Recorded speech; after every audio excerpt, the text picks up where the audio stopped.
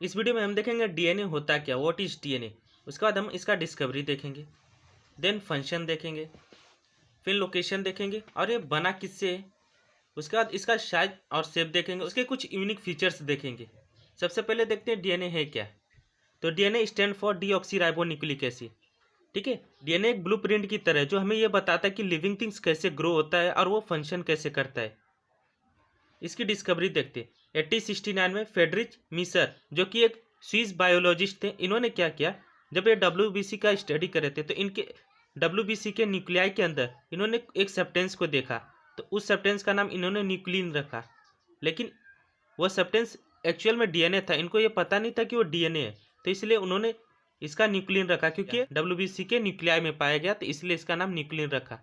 तो उसके बाद 1952 में दो साइंटिस्ट आए, रोसेलिन फ्रैंकलिन एंड मॉरिस विल्किन। इन्होंने क्या किया, एक्सरे की मदद से डीएनए का एक इमेज बनाया जो कि हेलिकल स्ट्रक्चर था। उसका 1953 में जेम्स वॉटसन एंड फ्रैंकिन क्रिक ने क्या किया, फ्रैंकलिन का जो स्ट्रक्चर था उसी को इन्होंने एक्सप्लेन अच्छे से किया कि जो डीएनए वो डबल हेलिक्स है।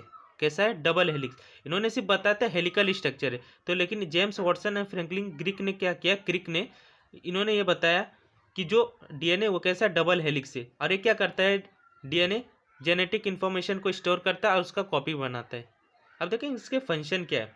ये कैरी करता है जेनेटिक इन्फॉर्मेशन और ये हेल्प करता है प्रोटीन को बनाने में। और ये पास है thread from parent to offspring. ये क्या करता है, जो थ्रेड होता है कैरेक्टरिस्टिक्स वो पप्पा से बेटे में क्या करता है, ट्रांसफ़र करने में हेल्प करता है। अब देखते हैं इसका लोकेशन। ये न्यूक्लियस में पाया जाता है मोस्ट ऑफ द सेल्स, और कुछ अमाउंट ये माइटोकॉन्ड्रिया में भी पाया जाता है। अरे बना किससे, देखो ये न्यूक्लियोटाइड से बना है। ये बिल्डिंग ब्लॉक होता है डीएनए का। जैसे हमारे बॉडी का बिल्डिंग ब्लॉक क्या है, सेल्स है ना, तो ऐसे ही डीएनए का बिल्डिंग ब्लॉक क्या है, न्यूक्लियोटाइड। और न्यूक्लियोटाइड किससे बना है, देखो ये न्यूक्लियोटाइड शुगर है जो कि है डाईऑक्सीराइबोस। उसके अंदर फॉस्फेट भी है, फॉस्फेट ग्रुप। उसके बाद नाइट्रोजन बेस है, नाइट्रोजन बेस में adenine, thymine, cytosine and guanine होता है।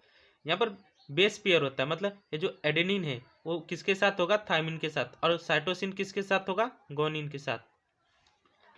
अब इसका साइज देख लेते हैं। जो ह्यूमन डीएनए है अबाउट 3 बिलियन बेस पेयर। कैसे 3 बिलियन बेस पेयर होता है इसमें। अगर आप स्ट्रेच करोगे हर एक सेल्स के अंदर के डीएनए को तो 2 मीटर लॉन्ग जाता है। सोचो 2 मीटर लॉन्ग, इतना बड़ा है डीएनए। कैसा है, डबल हेलिक्स है, और ये एकदम ट्विस्ट लेडर जैसा है, सीढ़ी जैसा। देखो डीएनए खुद को रिपेयर कर सकता है, इटसेल्फ रिपेयर, एंड जब ये डैमेज होगा तो खुद को ही रिपेयर कर सकता है। अब इसके कुछ यूनिक फीचर देख लेते हैं। 99% ह्यूमन डीएनए इज आइडेंटिकल, 0.1% जो डीएनए होता है वही यूनिक होता है। यहाँ पर हमने देखा कि स्मॉल अमाउंट ऑफ डीएनए कहाँ पाया जाता है, माइटोकॉन्ड्रिया में। ये जो माइटोकॉन्ड्रिया वाला डीएनए है ये माँ से ही ट्रांसफ़र होता है बच्चे में, पप्पा से नहीं होता, ये माँ से ही ट्रांसफ़र होता है बच्चे में।